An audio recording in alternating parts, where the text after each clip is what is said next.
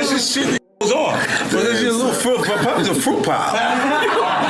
It's a fruit pop. Trust me. Up to break me down, to build me up again. They like, Hov, we need you back so we could kill your ass again. You know, it's like this thing, this love, hate. In the ever-evolving world of hip-hop, rivalries between artists are a frequent occurrence, often fueling gossip and speculation. These clashes give fans endless material to dissect, and the tension between Jay Z and 50 Cent has recently become a focal point of such discussions. Right. I will let you tell it. No, you're no, the best. I want you to tell it. You really are the best. You proving it here today. As much as I'm proving it, you proving it. You proving it. Yeah, that wasn't the thing. It wasn't, people say that. He lost $50 million. No, that's not even close to what happened to this dude. And until you understand what happened to the dude, you don't understand what happened. Like, no, not they offered him $50 million and he turned it down. Who gonna turn down $50 million? Now, I've had to turn down $50 million 4 times. 4 times. Just to protect my integrity and that virgin hole I was telling you about. Right. Because P. Diddy be wanting to party. And you gotta tell him no. You got to tell him no. I did.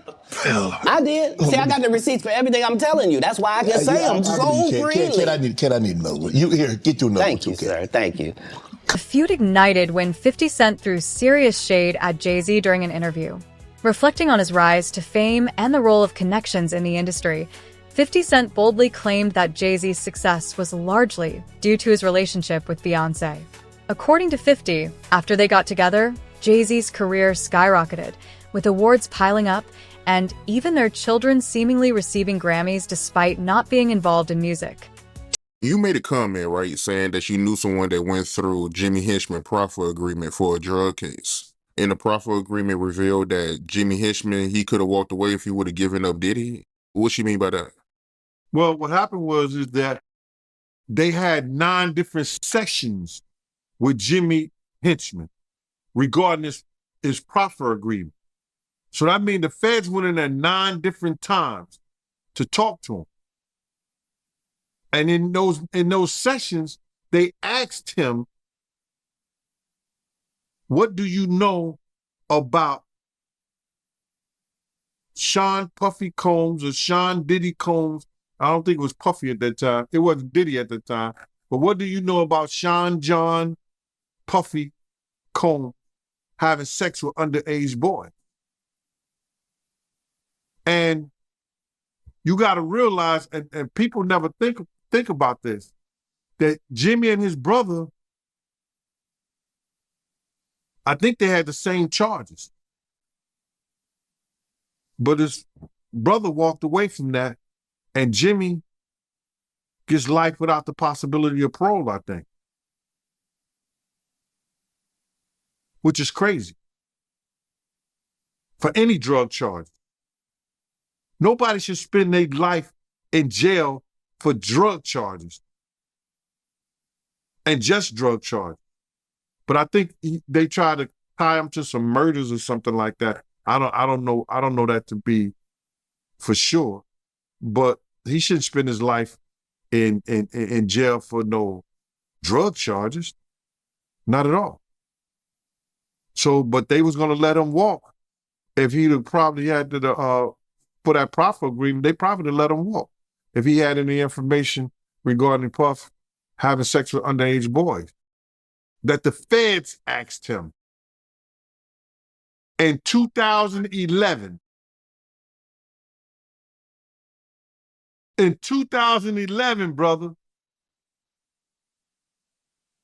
So what did the feds know? Because the feds not coming there unless somebody made a report or somebody made some allegations against Puff in 2011 to ask a friend of his, Jimmy Hinchman, what do you know about that? But for them to ask him about that, it had to be more than a rumor. Somebody made a complaint somewhere. And the feds got hold to that complaint. Now they're going to investigate that complaint when they get people under the barrel.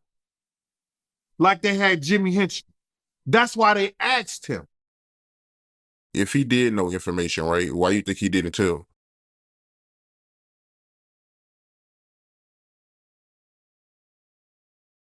Then they would ask, how do you know? And then it comes into play, whereas that if you know of anybody that's in danger in the welfare of a child, and you see that, and you don't report it, you're just as guilty as the person who does it. While some view 50 Cent's comments as simple trolling, there's clearly more to this rivalry. 50 has a history of taking shots at Jay Z, recalling a backstage moment at the American Music Awards where Jay Z made a subtle jab at him. Despite Jay Z's success and wealth, 50 Cent's jab seemed to hit a nerve, sparking debates about his real motivations. First and foremost, I just want to say, I know a lot of people want to hear these stories and everything like that, because this is stuff that happened back in the day. And then maybe that if they knew there was going to ever be a YouTube, or they knew there was going to ever be social media, a lot of the stuff probably wouldn't have got played out like it did. But things happen, and these are just stories from the past. I would like to use that as, what you call that, just to clear the facts up what's going on. But it all started, we was in Atlanta. And this story starts when I'm with Puff, and he's in exotic bookstores, and he's doing shopping, right? He's shopping, getting his stuff and everything like that. So, you know, this is the first time I was ever in an exotic bookstore with Puff. So, you know, I'm giving him his space. He's taking things off the shelves and stuff like that, because they gave him a brown paper bag. When they gave him a brown paper bag, he was just putting stuff in there. So I said, damn, you know, he got to go put it on the counter and, you know, show everybody what he's getting. So as he's going, I'm just looking at the places where he's picking stuff from. So there's one part he picked up some things from up here on my left side. And then he picked like quite a few of them down. I'm like, okay. He put them in the bag. So when I went by there and I looked up there, and it said butt plugs. And I was like, hey, yo. I was messing with him. Because people don't understand, you know, we was like friends. He was a part of the same gang. So I'm still gonna tease him. I'm still gonna mess with him and everything like that. I could do that. It wasn't just no security thing. So I say, yo, what are you getting this for? And it said butt plugs. And he was like, yo, can I do my shopping by myself? I said, yeah, you could do it by yourself, brother. And he started walking and everything like that. So when he got to, I just waited at the counter. So when he got to the counter, he didn't even have to show the guy nothing. He just gave the guy a wad of money. I mean, like he gave the guy a stack something like this. And Puff wasn't the dude that carried no 20s and no 50s and nothing like that. And I mean, like, he just said, boom. And we walked out the store. So we had to leave Atlanta and go to North Carolina for a show. You understand? And it was him, this rapper, Sarah, and this other girl. We all got on a G5 jet. A key part of the controversy surrounding Jay Z is his fallout with former business partner Dame Dash. The split sent shockwaves through the industry, raising questions about Jay Z's loyalty and integrity. Though his rise has been extraordinary, his tendency to sever ties for success brings up ethical concerns about the cutthroat nature of the entertainment world.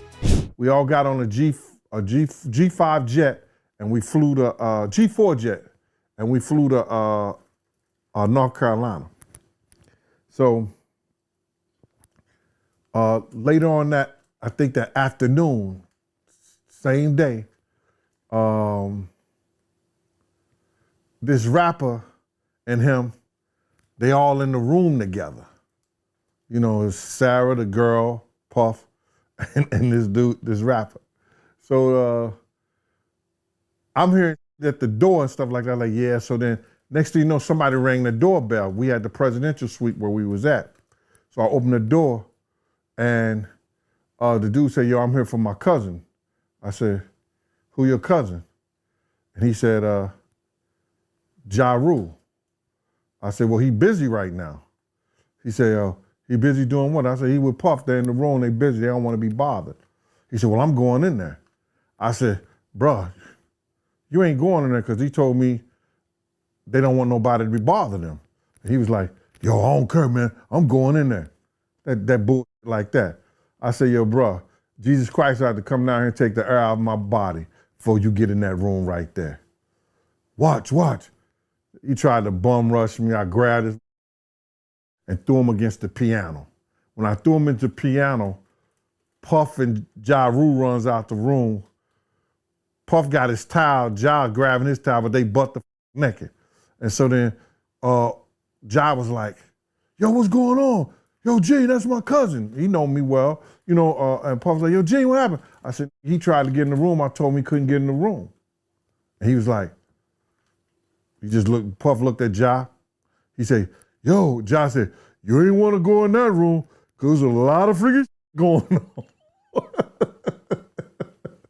So I was like, oh, he said it was a lot of freaking going on. So that was basically that story, man. You know what I'm saying? They went back in the room. Dude felt a certain kind of way, and he left out. So I seen them at the concert the next day, and they tried to, form up against me. But my man Frank was like, I told my man Frank, I was like, yo, Frank, put yourself in that position. Somebody trying to get in the room, and Ja told you don't let nobody get in the room. What would you do? Now, y'all can do whatever y'all want to do, man, but I ain't taking no losses. He said, yo, you good, and that was it. Bro, when Ja said, you don't want to come up in there, a lot of freaky stuff is going on. You got to use your mind. What they was doing with those butt plugs. Right.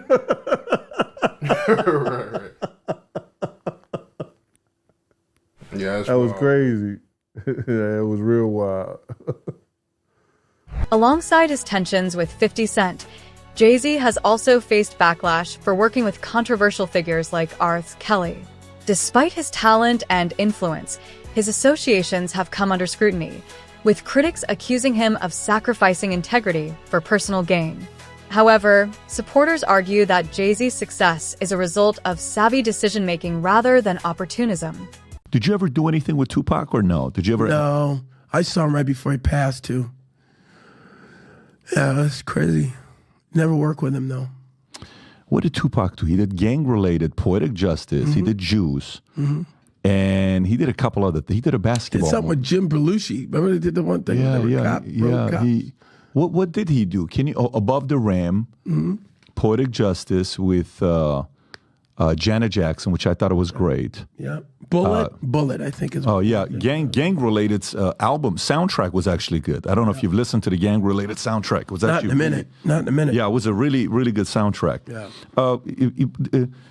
Cuba, with all this stuff that's coming up with Diddy and you're on one end, 50 Cent is calling out Diddy and here's what he's doing and all this stuff, and they got the back and forth. Yeah. I got Suge on here. Look at this example. Look what happened. Yeah. And I got Suge on, exactly. No question about it. What do you think's going on with all the stuff with Diddy, with Little Rod, with, all the stories that everybody's hearing about? You mean in terms of what? I mean, raiding his house being raided. I mean, that's crazy. That's the craziest thing I'd ever. And then, hey, how about me? I wake up in the morning, I turn on the stage show, and Hector Cuba Gooding Jr. I was like, excuse me, pull me into this. I think whatever he's dealing with, he's on his journey, man. I think that God has got him on a path where I can't imagine that he's stupid enough to do whatever he's doing and keep it on his premises. I think that the raid and all of that stuff, only time will tell. Who was involved, who had been a frequent guest in these places and areas. It's funny because my lawyers said, every outlet in the world wants to talk to you. And again, I'm like, I'm not defining myself from some headline in the press. So I stayed quiet. And it's so funny. So I'll tell you a little story about who my girlfriend is. She gave Robert De Niro 3 grandkids. Her name is Claudine De Niro. She married his son, Raphael. They separated and we've been together for a while. But she, at one point, ran Naomi Campbell's publicity. She, at one point, ran P. Diddy's publicity, right when he started doing the white party thing. He had just gotten freed from indictment, found not guilty. Did he? And he said to her, I'm going to die running with these niggas, man. I need you to help me with the white folks and the switch. And so she helped change, cultivate his new image. So they had a friendship for years. But I had never met him till probably 2019-20, just casually, Claudine and I. He invited us to his house. The pandemic was starting to ease, you know. As the rivalry between Jay Z and 50 Cent intensifies, fans are left wondering where it will lead. With each passing day, the tensions seem to grow, driven by personal animosity and professional competition. And hadn't seen him since that night where this guy with this picture that says that I had my shoulder on him and all this stuff, making it look sordid. Well, that picture, everyone in the room, there's probably 300 of us on the deck of P. Diddy's, I'm going to show you, on P. Diddy's boat, New Year's Eve. I went from one ship, Happy New Year. So I hung out with Tyson, and next ship, there's Drake. This ship had P. Diddy. He had his guy, his videographer. They're listening to music. And he says, hey, Cube, listen, you want to hear P. Diddy's new song? I said, yeah, sure. Sit down next to him. They didn't use this angle, which to me makes me laugh, because I go, oh, I get it. You made it look the way you wanted it to look. But that, and if you hold it, you know how you hold it and it does the thing where, can you hear all the people? If you tap it or something, it's a live picture. Do you see what I mean? It's like, here we are, just listening to music. Finished, took the thing off, said whatever I said to him, left. That was it. But this guy who's suing him, going after the money, man. I'm sure. And by the way, I don't know P. Diddy's life. I don't know what he's going through. I don't know what the police are going to find on all of that. Were you guys close? Were you guys friends, or? We were acquaintances, just like I just showed you. Yeah. 2-3 times I've seen him. So it's. Oh, so Diddy, you've only seen him 2 or 3 times. That's what I'm saying. That's what I'm saying. So why would they include you all of a sudden in some way? I think because of the darkness of the other grab of the cases that I already had went through. Right. A lot of that stuff is 18, though, 19, right? Those are from 5-6 years ago, the cases. That's right.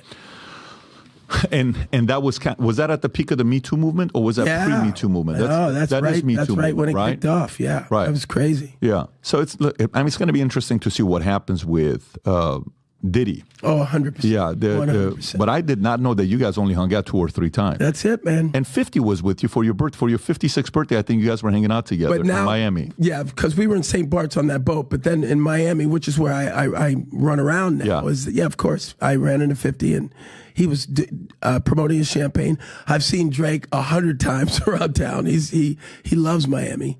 Yeah. Yeah. 50. I'm big with the rappers, man. How do you feel about 50? How's 50 like? It's so funny. I got a call from 50 who reached out to me and said, we got to uplift our black entertainers and let's work together. I said, great.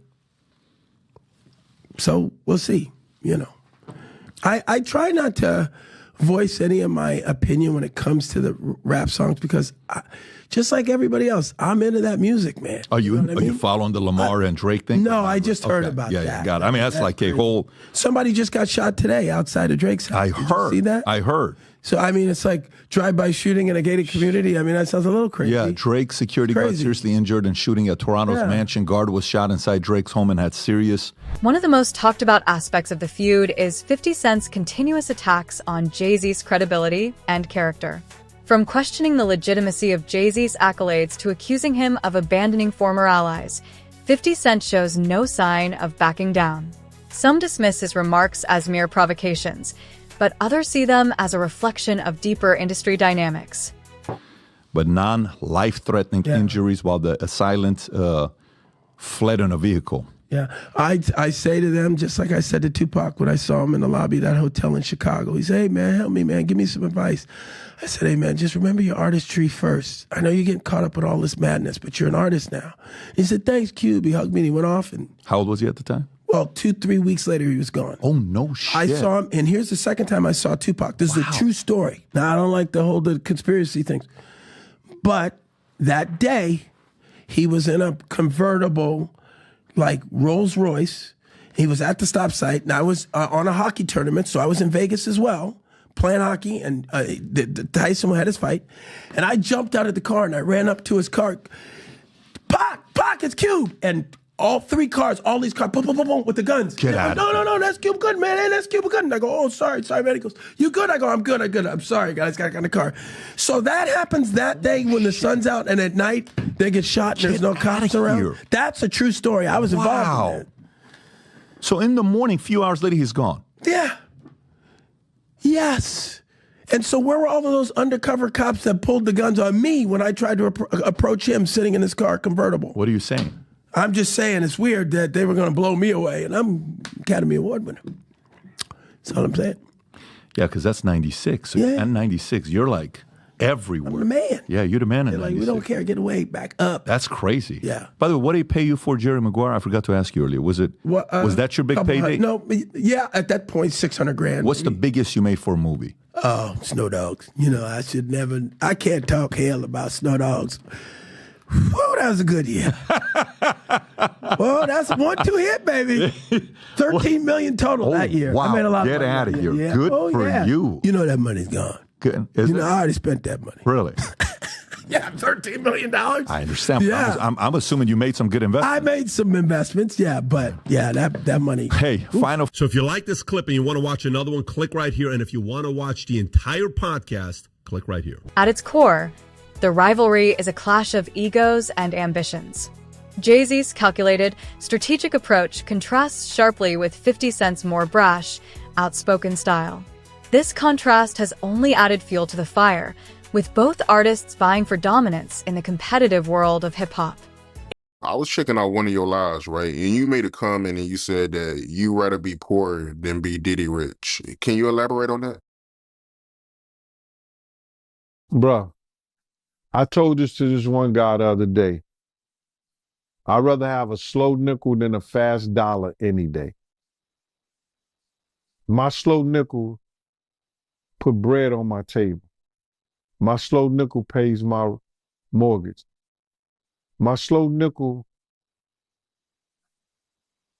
brings me home to my family. My slow nickel builds a community. We see what the fast dollar does.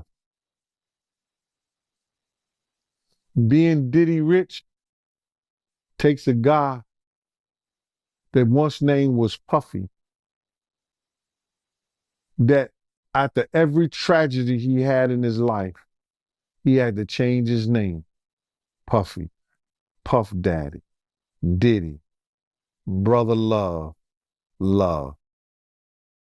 Puffy, from the DC tragedy, went to when those kids was trampled over. I think 1 or 2 kids died at a function in DC that he gave.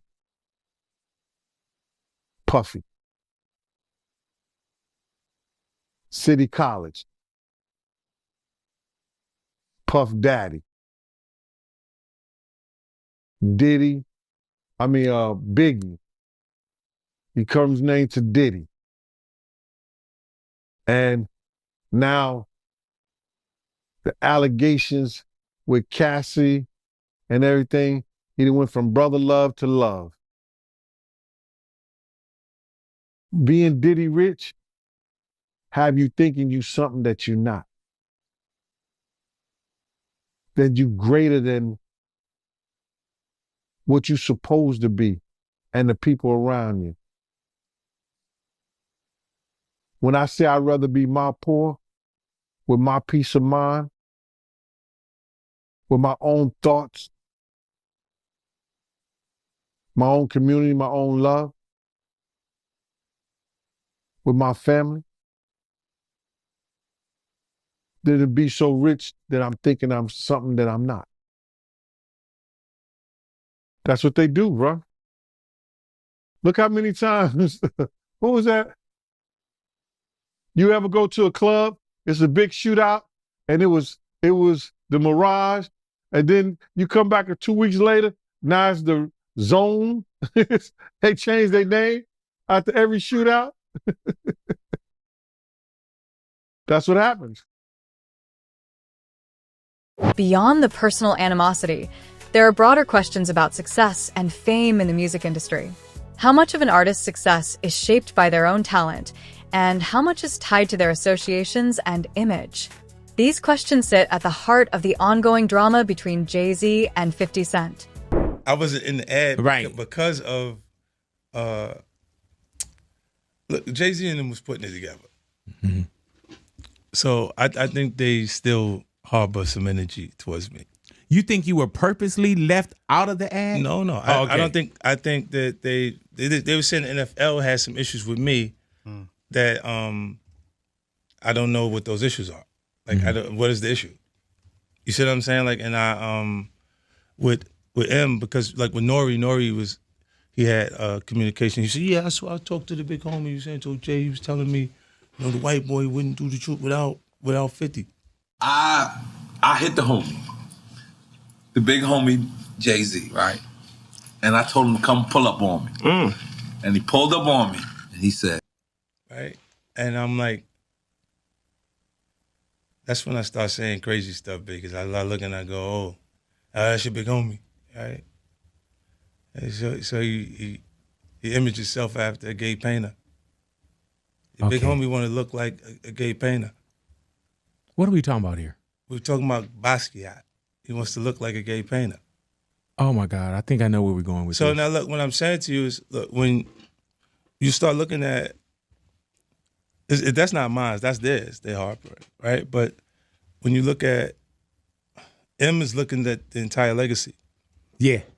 The whole thing, like with M, Dre, and myself, like that. I'm On the flip side, 50 Cent's attacks may also stem from his own frustrations. Despite his success, he's often overshadowed by figures like Jay Z, who have broader mainstream appeal. By targeting Jay Z, 50 Cent may be seeking to boost his own stature and make a statement in the hierarchy of hip-hop. So Jay Z recently said something crazy about he said nobody's scared of 50 Cent. I think he would have done that if that was 50 Cent. No one's scared of 50 Cent. I want everyone to be clear. No one's scared of 50 Cent. I think it was kind of taken out of context a little bit, but what do you think about it? I don't think it was taken out of context. No, I think the guy who was talking to him made him feel like a punk. You see what I'm saying? So he had to say, yo, nobody scared of 50. Let's get this clear. Nobody is scared of 50. You know, but I'm not the issue. Him making you feel like a punk is the issue. And at the end of the day, I look at it and people don't assess themselves. Even really intelligent people. Jay's a smart guy. You know what I'm saying? He'll analyze other people and other things that they're doing and not actually look at what's happening to him and his transition and difference. But his right now, he's in a real safe space. He created this real safe aura. This is why people walking on the stage and why shit is happening like that. A lot of it wouldn't have been like that if he actually dealt with his issues himself. See, he's a Leviticus. When Alicia is supposed to be doing a song again at the AMAs, but they're gonna have like 20 security members on the stage making sure nobody bum rushes. Everyone wasn't. They just felt, you gotta feel comfortable enough to do that. Like, see, don't get fucked up. I'll fuck up. You do some shit like that, and I'll fuck up. Let me go on record with that shit, because I ain't really with all that dumb shit. I think everybody already know that. And they know, like, they already know. But she wouldn't have walked up there no matter how hot your record is. She'd enjoyed that shit from the seat, like everybody else. Like, yo, Bev. Yeah, you wouldn't have walked up there, you know fucking better. Like, it's not that comfortable when I'm around. You know I'm coming with something that can make the response right away if they do something crazy. Right? How you gonna be doing what I'm doing and be comfortable if you ain't got no response? Their feud has played out in social media clashes and public confrontations, cementing its place in hip-hop lore. As long as egos are bruised and reputations are at stake, it's clear this rivalry shows no sign of fading. The big question is whether they will eventually bury the hatchet, or if the conflict will continue to escalate. And at the end of the day, to me, Tupac #1.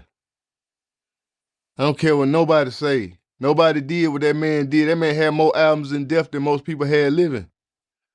So at the end of the day, that man had a transitional time of coming out a revolutionary rapper, turning into a movie star, a certified movie star, then coming back and dropping Me Against the World, and then coming back and dropping the double album. Man, come on, man. Go on. Half the people y'all say number one took songs from him to make them popular after he was gone. So at the end of the day, look, man, when half your raps were another man raps, then, hey, man, it's great that you could take it and use it, but at the same time, it's like you got to look at Biggie, Pop, and all that as the top 5 because they set the standards. You got 2 dead superstars that you can sit back and listen to their music, look at what they doing, how they doing it to formulate your own. They didn't have nobody to look at. They were the original copies. So right now, I'm looking at it like, yeah, you know, New York is built on who can rap the best. Okay. Well, if Big would have lived, would Jay still be the best? See, that's what I'm saying. Now, you can look at any of the podcasts from New York and they'll say, hey, bro, Big hands down. They say, first of all, tell me what Jay Z album was better than Life After Death. None. Okay. Tell me a Jay Z album that was better than goddamn When Pac Came Home. All Eyes on Me. Me Against the World was a classic. 2. And could stand up against a lot of albums. 2. When he went to jail. And when he went to jail, that's when he dropped Me Against the World and was killing the streets. So I'm like, bro, I was there. I lived through that shit. And you had to have a lot of things happen for you, and a lot of people had to get on your team to push you up here when these guys made that kind of noise without them people being like that. Like, I can't take this, and this is what I'm saying. I'm like, I cannot take that man's genius away from him. He is one of the best technical and baddest rappers from New York that has ever come from New York. True. But that's by New York standards. You know what I mean? Out here on the West Coast, they love Eazy-E and Cube. In Texas, they love The Face, the Ghetto Boys. In the South, they love who they love. My thing with hip-hop is just stop all this who the best. It ain't nobody the best. You just the best in your region. As the saga unfolds, it's essential to consider the complexities of the Jay Z and 50 Cent rivalry and its impact on the broader hip-hop landscape.